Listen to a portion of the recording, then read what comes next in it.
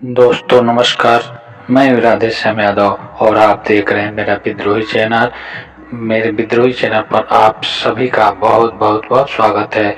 आप मेरे वीडियो को लाइक करें, मेरे चैनल को सब्सक्राइब करें और बेल आइकन दबाना न भूलें, जिससे जब भी नया वीडियो अपलोड करूं तो इसकी सूचना सबसे पहले आप तक पहुंचे। चलिए ऊंच नीच भेदभाव जितना नुकसान भारतीय समाज को किया है, शायद इतना नुकसान आज तक किसी ने नहीं किया होगा। इतने बड़े देश, इतनी बड़ी आबादी वाले भारत देश में मुट्ठी भर विदेशी आकर के बार बार आक्रमण करके इस पर राज करते रहे।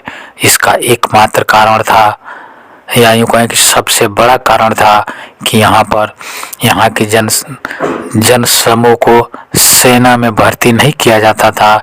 सेना में भर्ती करने के लिए सिर्फ राजपूत लोगों को ही भर्ती किया जाता था। इसलिए समाज का एक बहुत बड़ा तबका, समाज की एक बहुत बड़ी आबादी सैनिक बनने से चूक गई, और जिसका दुष्परिणाम हुआ कि मुट्ठी भर विदेशी आतताई आकर के बार बार इस भारत देश को गुलाम बनाते रहे। और आज भी हम उसी रास्ते पर चलने से गुरेज नहीं करते। आज भी 140 करोड़ की आबादी में आज भी समाज का एक बहुत बड़ा वर्ग अपनी भूमिका से विहीन है। आज भी इस देश के एक बड़ी संख्या के युवाओं की ऊर्जा का उपयोग नहीं हो पा रहा है। आज के समय में भी शिक्षित बेरोजगार युवकों की जो ऊर्जा देश हित में लगाई जा सकती है, राष्ट्र हित में लगाई जा सकती है, उन हाथों को रोजगार न मिलने के कारण या तो उनकी ऊर्जा यूं ही नष्ट हो रही है, या फिर उसका दुरुपयोग विध्वंसात्मक कार्यों में किया जा रहा है। अगर किसी भी उपाय से कोई भी जुगत करके अगर इस 140 करोड़ वाले देश में अगर इन युवाओं के ऊर्जा को सही दिशा दी जा सके तो आज भी दुनिया में भारत नंबर 1 होगा। लेकिन कितनी विचित्र विडंबना है कि जिनके हाथों में इस देश की बागडोर है, जिनके हाथों में इस समाज को आगे ले जाने की जिम्मेदारी है, वे उन लोगों का ध्यान इस इतनी प्रबल ऊर्जा पर नहीं जा पा रही है। अपने निजी स्वार्थों से ऊपर उठ करके इस बड़ी आबादी वाले 140 करोड़ की आबादी वाले युवाओं की ऊर्जा को सही दिशा में लगाने के उपायों पर कार्य नहीं किया जा रहा है। अगर इस देश के हर नौजवान को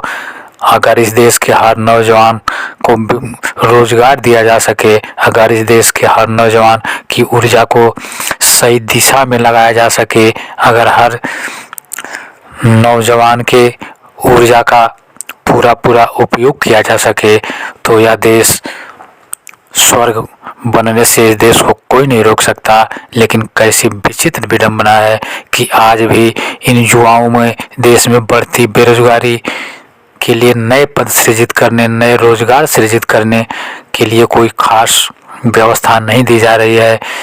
अगर इन युवाओं की, इस देश के हर नागरिक के जो ऊर्जा है उसका सही उपयोग न किया जा सके तो देश का विकास कैसे होगा, समाज का विकास कैसे होगा। इस देश को समृद्धशाली बनाने के लिए जो सबसे बड़ी आवश्यकता है वह है कि यहाँ हर हाथों को काम दिया जाए, हर नागरिक की ऊर्जा को सृजनात्मक दिशा में मोड़ने के उपाय किए जाए। क्योंकि ऊर्जा के दो ही विकल्प होते हैं, ऊर्जा के उपयोग के दो ही विकल्प होते हैं, या तो ऊर्जा का उपयोग सृजनात्मक कार्यों के लिए किया जाए, और अगर सृजनात्मक कार्यों के लिए न किया जा सके तो इसी ऊर्जा का उपयोग विध्वंसात्मक कार्यों के लिए होने लगता है। क्योंकि ऊर्जा को कार्य चाहिए, चाहे सृजनात्मक दें या विध्वंसात्मक दें।